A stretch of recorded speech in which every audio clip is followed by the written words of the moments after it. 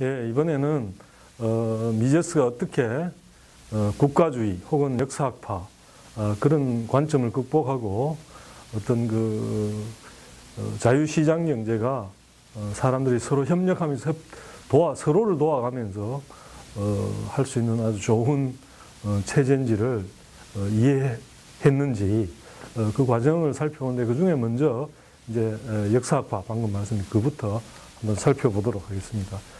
사실 그 김나지움에 미제스가 다닐 때 그 김나지움은 지금으로 치면 대학 비슷한 거여서 이미 당시에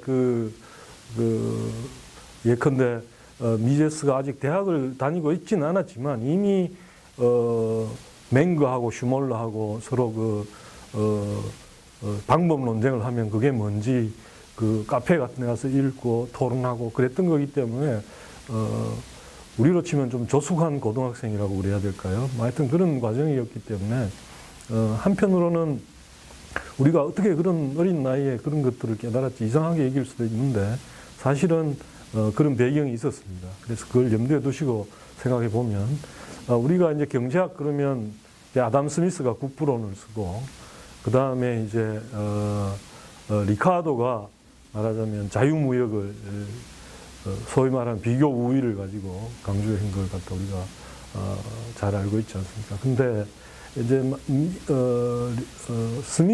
아담 스미스의 경우에는 결국은 디비전 오브 레이버, 그러니까 그것과 결국은 시장의 크기 이런 것들이 생산성을 더 높게 한다. 그래서 자유무역을 옹호했다면 미제스는 한편으로는 그 우위가 없더라도 상대적으로만 내가 괜찮으면 더 낮은 비용에 뭔가를 할 수 있으면 내가 절대적인 우위는 없더라도 서로 교환하면서 서로가 득을 볼 수 있다. 그게 이제 리카르도의 비교 우위론인데 이런 걸 이제 미제스도 나름대로 알고 있었던 거죠. 이런 걸 이어서 우리가 이제 비교 우위론을 조금만 더 보면 시장도 교환을 갖다 서로 하는 게 이득이라고 하지만 시장도 결국은 약육 강식의 정글 아니냐 그랬는데 리카르도가 잘 알다시피 미제스는 이런 식으로 표현합니다. 스위스 사람들이 가장 효율적으로 밀을 획득할 방법이 뭐냐? 그는 결국은 밀을 갖다가 획득하기 위해서는 시계를 만들어서 그 캐나다에 있는 밀을 갖다가 사오는 게 가장 효과적인 방법이다. 이런 교환의 이득이 있다. 그랬고, 그런 측면에서 여러분이 잘 알다시피, 조금만, 기억을 더듬어 오시면, 리카르도가 타이핑도 잘 치고 변론도 잘하지만, 변론을 1시간 내에서 10만원 벌 수 있고, 타이핑을 1시간 자기가 직접 하면 메리보다 굉장히 빠르게 칠 수 있지만, 1시간 하면 딴 사람 메리 2시간 칠 걸 할 정도 빠르다고 하더라도 2만 원밖에 자기가 절약할 수 없다면 시간당 10,000원이기 때문에 자기가 1시간 치면 그러면 10만 원이 2만 원보다는 크기 때문에 이 사람은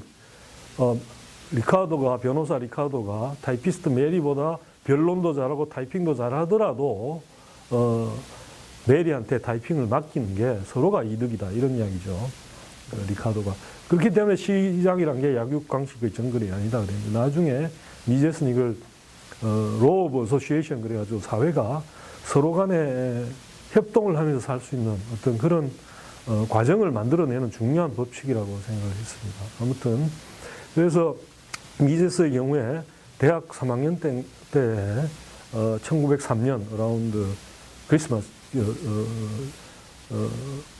크리스마스 때 맹거의 그 국민경제학의 기본 원리를 읽으면서 결국은 여기서부터 이제 자기가 그 이전에 역사학파라든가 이런 것들을 읽을 때 불만족스러웠던 것들을 갖다 해소하게 되죠. 그러면서 이제 연이어서 1904년 벤 바베르크 세미나에 참가하면서 그 이후에 계속 그 오스트리아학파의 이자 이론 등등을 이렇게 익히면서 이자 현상에 눈뜨고 그러다 보니까 이게 이제 착취가 예를 들면 어떤 누가 노동을 고용하고 그 다음에 돈을 빌려서 노동을 고용하고 그다음에 나중에 생산한 걸 갖다가 노동한 것보다 노동자에게 지불한 것보다는 더 받아서 어떤 게 했을 때 그게 이자라는 현상이기 때문에 그러니까 사람들이 당장 어떤 지금 시점에 어떤 돈이 100만 원 있는 거랑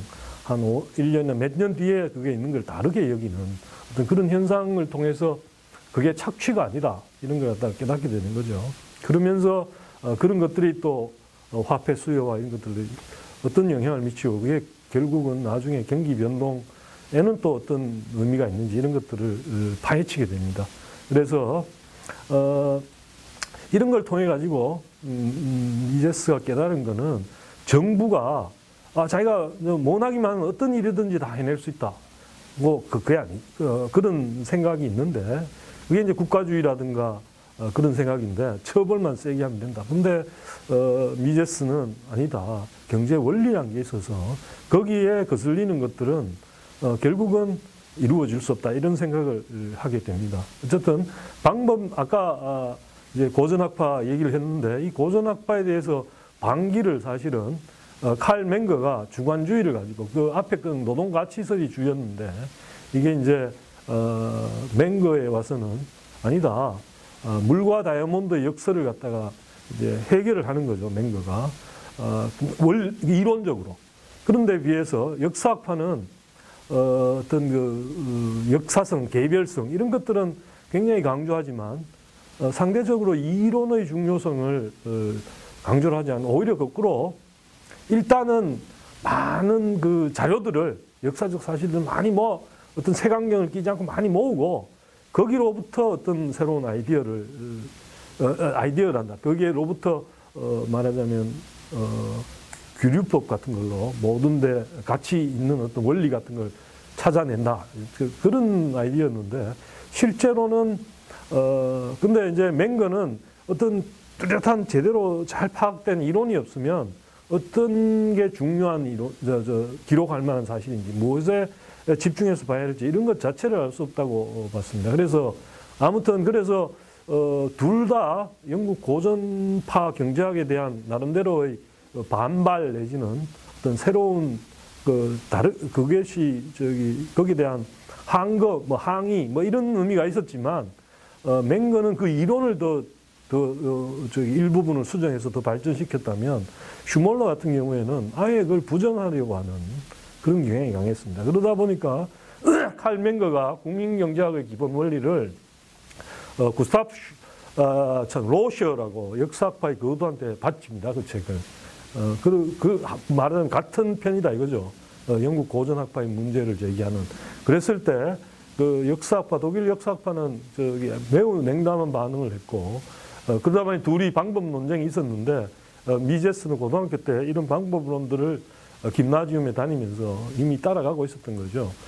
그래서 청소년기에 역사주의자 신문을 탐독을 했고 또 그러면서 이제 미제스가 했던 말을 갖다가 몇 개 소개를 하면 이게 이제 그 메모아즈에 아까 말씀드린 회상이라는 거기에도 나와 있고 그 다음에 그 미제스 The Last Night of Liberalism 그러니까 그 책에도 인용이 되어 있는 것인데 그 글들을 마침 또 우리 사회주의 미제스가 쓴 사회주의를 번역한 박정훈 선생이 그 해설을 하는 쪽에 다시 옮겨놨는데 아주 우리가 그걸 이해하기 미제스가 어떤 과정을 이해하기 좋은 문장에서 좀 인용을 해보면 이런 식으로 얘기를 합니다. 과거 미제스의 말입니다. 과거 일정 필지의 땅이 공유재산권으로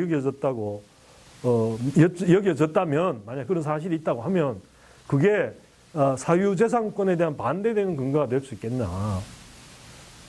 만약에 과거에 어떤 일부 일처제가 아니라 난교가 있었다고 하면 그 사실이 있었다고 하더라도 그게 지금의 일부 일처제를 폐지하는 주장인데 과거에 어떤 사실이 있었지 않느냐 하는 식으로 그래서 지금의 것을 마치 과거에는 그랬기 때문에 과거로 돌아가야 된다. 그게 좀 더 정당하다. 이런 식으로 주장하는 게 근거가 있냐. 그리고 또 다른 한편으로는 시간이 지나면서 어떤 것들에 대해서 무조건 어떤 변화든지 그건 진보고 더 높은 단계의 발전이라고 그렇게 말할 근거가 뭔가 이런 식으로 때로는 이런 식으로 해서 과거처럼 해야 된다고 주장하고 역사학적인 또 딴 사람들은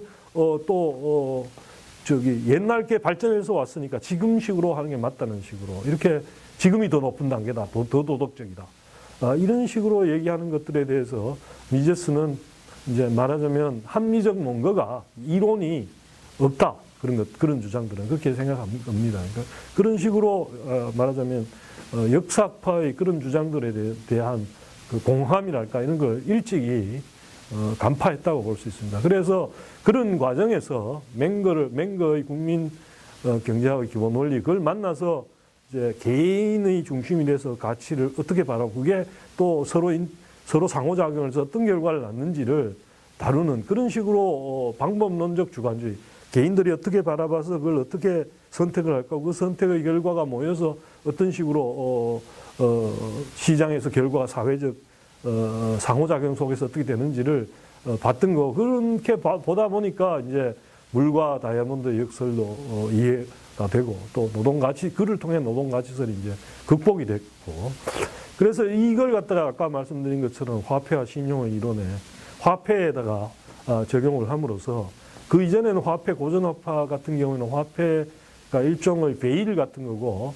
상품 거래와 상관없이 그냥 다니고 뭐 그다음에 뭐 그런 식으로만 다루는 걸 갖다가 좀 더 방법론적 주관주의의 입장에서 다른 재화와 마찬가지의 분석을 통해서 화폐 수요 공급 그다음에 그게 어떻게 귀결될 것인지를 이제 논리적으로 하나씩 따졌고 그게 또 한편은 그 당시 화폐란 걸 국가가 법으로 화폐로 쓰게 한 게 그 화폐고 국가가 만들었다는 그런 어떤 이론에 대한 아주 강력한 반론으로서도 쓰였습니다. 그래서 그게 이제 미제스를 유명하게 국제적으로 나름의 그 이름을 알리는 계기였다고 아까 말씀드렸죠. 그래서 이런 걸 통해서 역사학파나 혹은 또 해결식 역사가 정반합 이게 말장난이라고 보는데 예를 들어서 달걀이 닭이 되는 거는 알의 부정을 더 껍질을 깼으니 알의 부정을 통해서다 이렇게 말할 수도 있지만 그게 일종의 말장난이다. 왜냐하면 알이 갖고 있던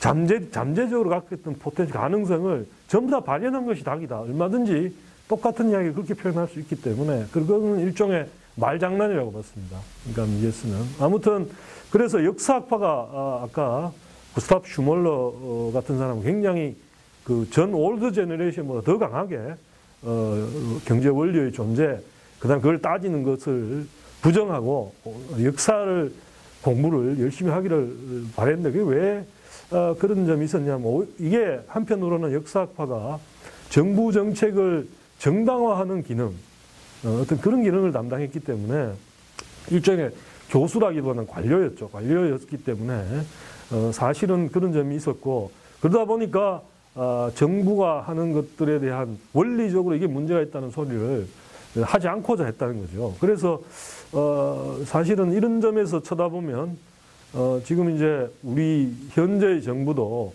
경제 원리를 잘 인정하고 있는가 이 부분에서는 한번 생각해 볼 거리들이 많습니다. 최저임금 같은 경우에도 많은 급격하게 인상하고 나니까 뭐 많은 지금 문제가 벌어지고 있는데도 그거는 그 단기적인데 불과하다. 뭐 이렇게 얘기하거나 그거는 잘 되게 돼 있다. 그런데 그런 말들이 과연 경제 원리 미제스가 말하는 그런 것을 바탕에 둔 이해인지 한번 심각하게 따져볼 필요가 있습니다. 그게 우리 삶의 문제니까요. 잘 되냐 못 되냐가.